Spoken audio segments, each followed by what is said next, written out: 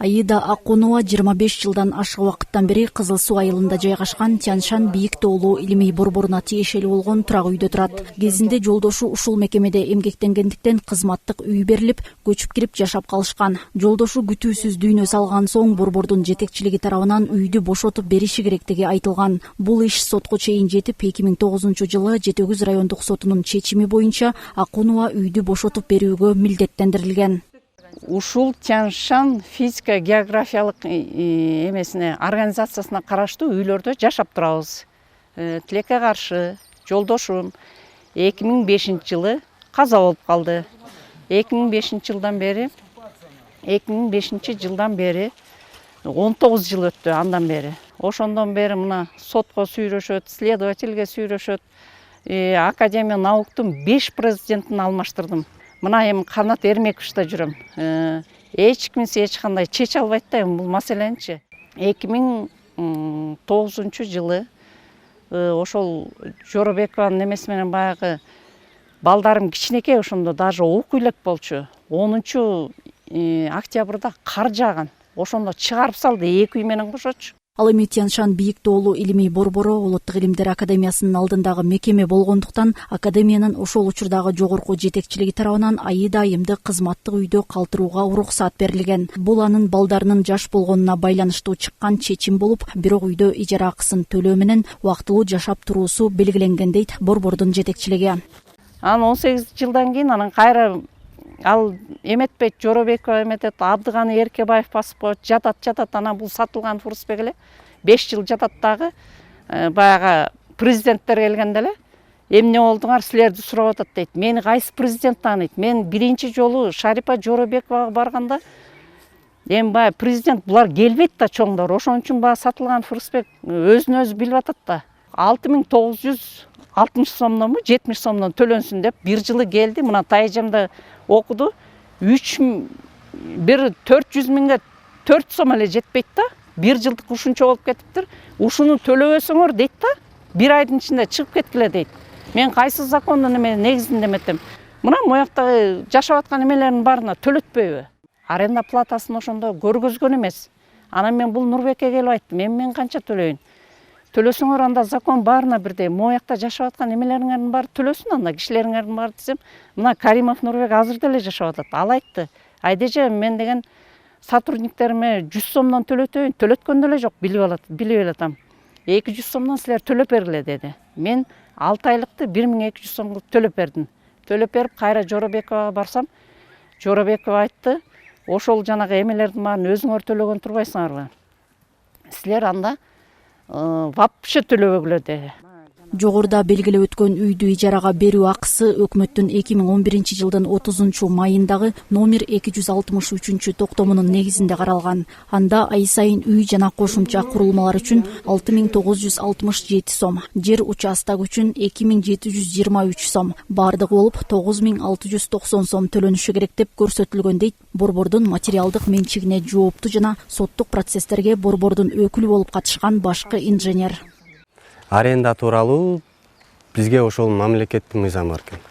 Ошол мамлекеттик менчигинде турган имараттарды арендага берүү жөнүндөчү.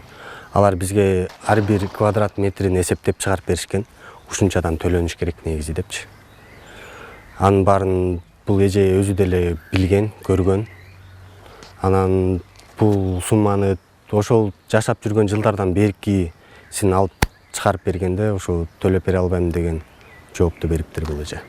Убакыт өткөн соң Тяньшан бийик тоолуу илимий борборуна аралыктан келип иштеген кызматкерлерин кызматтык үй менен камсыздоо маселеси жаралган. Ошондо Аида Акуновага үйдү бошотуп берүүсү боюнча маселе кайра козголгон. Доо арыз 2022 жылы кайрадан райондук сотто каралып, иш 2023 жылы облустук сотко өткөн. Анда райондук соттук чечими өзгөртүүсүз калтырылып, Аида Акуновага жогорку сотко кассациялык тартипте 3 ай аралыгында даттанууга укук берилген экен. Бирок ал мөөнөт өтүп кеткендигине байланыштуу Аида Акунова ушул жылдын 10 июнуна чейин үйдү бошотуп берүүсү боюнча сот аткаруучулар тарабынан эскертилген.